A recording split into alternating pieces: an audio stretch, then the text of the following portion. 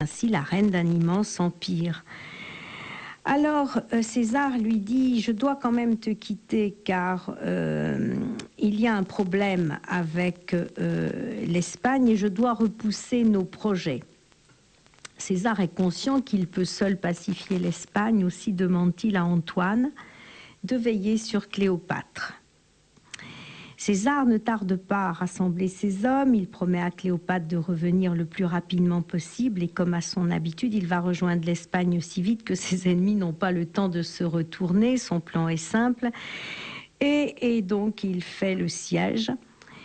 Et César a compté sans l'âge malheureusement et à la fatigue car il a 55 ans, il vient de parcourir une longue distance à cheval et en plein hiver. Et il est obligé de rester couché pendant quelques jours à Cordoue. Donc la guerre va traîner en longueur. Les ennemis ne s'épargnent ni d'un côté ni de l'autre. Les choses ne se passent pas aussi bien que César l'aurait voulu.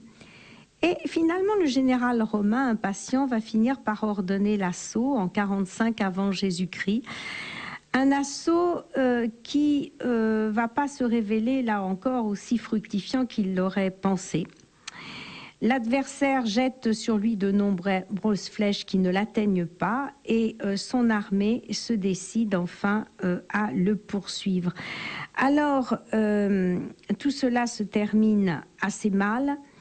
Et quand il rentre en Italie au mois de septembre 45 avant Jésus-Christ, César souhaite un triomphe plus grand encore que ceux qu'il a célébrés auparavant, car il a eu beaucoup de mal à combattre et il veut que ce triomphe le désigne comme le chef absolu et incontesté de Rome et d'un empire gigantesque.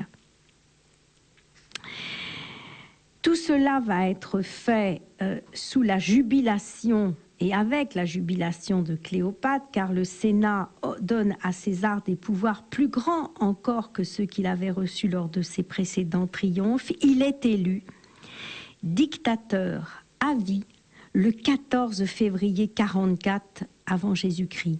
Désormais, lui seul peut désigner les consuls, les questeurs, les gouverneurs de province. Il donne ses ordres aux tribuns, aux sénateurs, qu'il écoute devant le temple de Vénus. Il trône sur un siège digne de sa majesté. Il approuve et il rejette tous les projets de loi. Bref, il a un pouvoir absolu.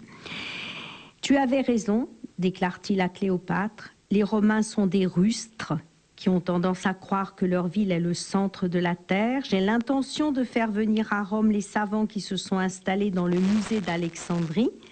Ils pourront acquérir la citoyenneté romaine, donner des cours dans le forum que je suis en train de faire construire et enrichir de leur savoir, dans cette bibliothèque dont j'ai confié la construction et l'aménagement à Asinius Polion. Et donc voilà, César prend exemple sur les Ptolémées d'Alexandrie. Il va s'initier lui-même aux différents cultes égyptiens et orientaux. Et il va faire également frapper des monnaies en or dont il fixe le poids. Ils seront utilisés à la place des monnaies locales. Il va réformer le calendrier.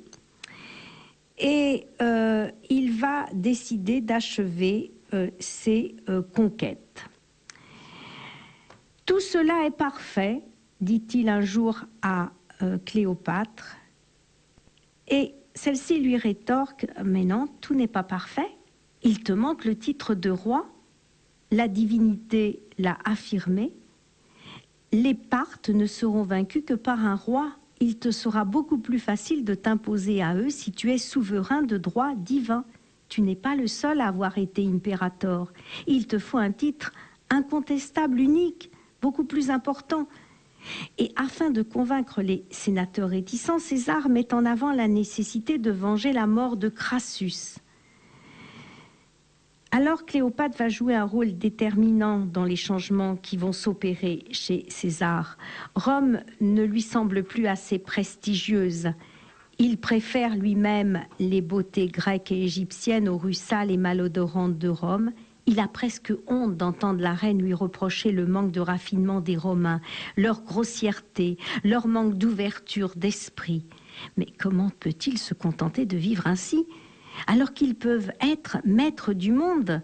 Mais les détracteurs vont s'acharner contre César. César veut régner sur un empire dont la capitale sera Alexandrie. César est devenu si prétentieux qu'il entend amener le soleil et les astres à se lever et à se coucher selon les ordres des prétoriens, ironise même le philosophe Cicéron. Les Romains ne reconnaissent plus leur général patriote. C'est à cause de l'Égyptienne, affirme-t-il bientôt. Cette femme l'a transformé, elle l'a ensorcelé. Depuis que la prostituée d'Égypte lui a fait boire un filtre, il est devenu ambitieux comme elle. Il veut devenir le roi du monde. Et alors, tout va s'écrouler à Rome autour de César.